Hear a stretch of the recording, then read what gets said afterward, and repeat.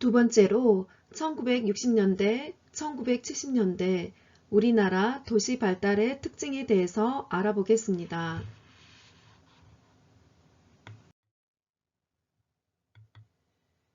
가벼울 겸, 장인공, 일업. 경공업은 무게가 가벼운 물건을 만드는 공업을 말합니다. 옷, 신발, 가발, 가방은 부피에 비하여 무게가 가벼운 물건입니다. 옷, 신발, 가발, 가방을 만드는 공업을 경공업이라고 할 수 있습니다. 무거울 중, 장인공, 일업. 중공업은 무엇을 중공업이라고 할까요? 무게가 무거운 물건을 만드는 공업을 중공업이라고 합니다. 예를 들어 철강, 철강은 철덩어리를 이야기합니다. 선박, 자동차, 기계. 철강, 선박, 자동차, 기계는 무게가 무거운 제품들입니다. 이러한 것들을 만드는 공업을 중공업이라고 합니다. 다시 정리해 보겠습니다. 부피에 비하여 무게가 가벼운 물건을 만드는 공업을 경공업이라고 합니다. 경공업의 대표적인 예로는 섬유업과 가발 제조업이 있습니다. 섬유업은 무엇일까요? 섬유는 쉽게 말하면 실이나 천이라고 생각하면 됩니다. 섬유, 실, 천을 제조하고 판매하거나 그것을 가공하여 의류, 즉 옷 따위의 제품을 생산하는 사업을 섬유업이라고 합니다. 아래 사진에서는 실을 생산하고 있는 모습이죠.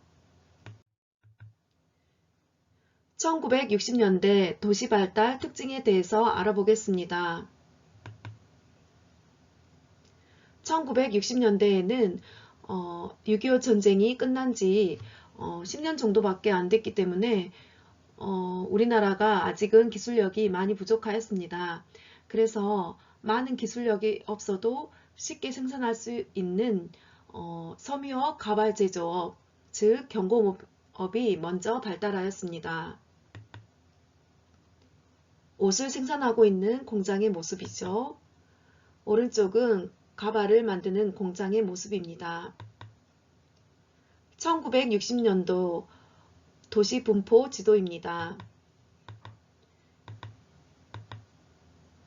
1960년대 큰 도시는 인구가 100만 명에서 250만 명인 서울과 부산시가 있었고,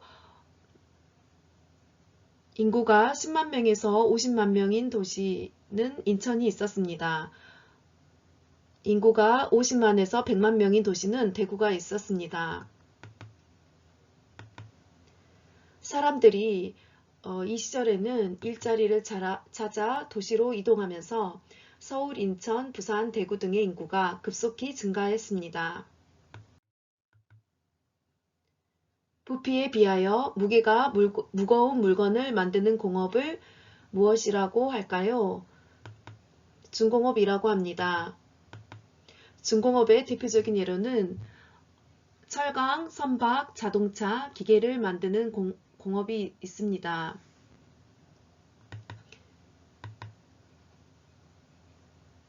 첫 번째 사진은 제철소의 모습입니다. 철강, 즉 철덩어리를 생산하는 공장의 모습입니다. 두 번째 사진은 대형 선박, 대형 배를 만드는 공장의 모습입니다. 세 번째 사진은 자동차 공장입니다. 1970년대 도시발달 특징에 대해서 알아보겠습니다. 1970년대에는 우리나라가 더 발전하기 위해서 중공업이 발달하였습니다. 철강, 선박, 자동차, 기계를 만드는 산업이 1970년대에 발달하기 시작했습니다. 이 시절에는 박정희 대통령 시절입니다.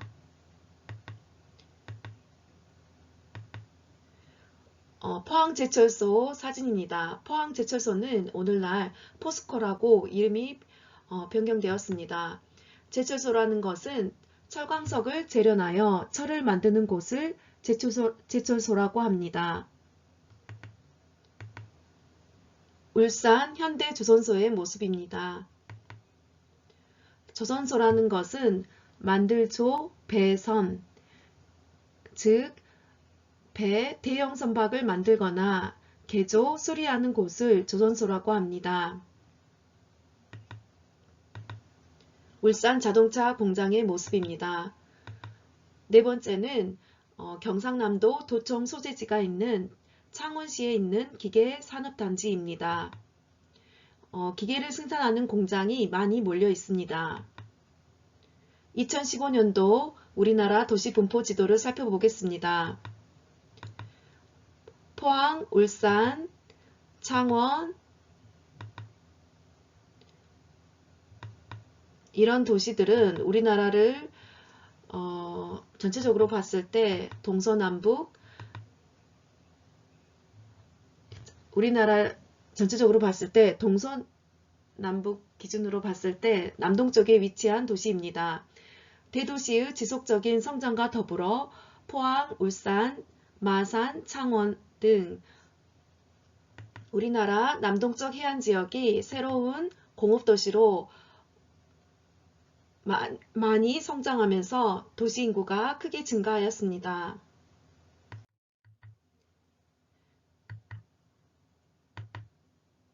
(2015년도) 도시분포 지도입니다. 포항, 울산, 창원, 동서남북 포항에서는 포항제철소 포스코가 있지요. 철을 생산하는 도시입니다. 울산은 현대조선소와 현대자동차 공장이 있습니다. 울산광역시에는 선박, 자동차를 생산하는 공장이 있습니다. 창원은 각종 기계를 생산하는 공장들이 많이 있습니다. 남동쪽 해안지역이죠. 남동쪽 해안지역은 외국에서 원료를 수입해서 제품을 만든 후 대형 배에 실어서 외국으로 바로 바다를 이용하여 제품 수출하기에 유리한 지역입니다.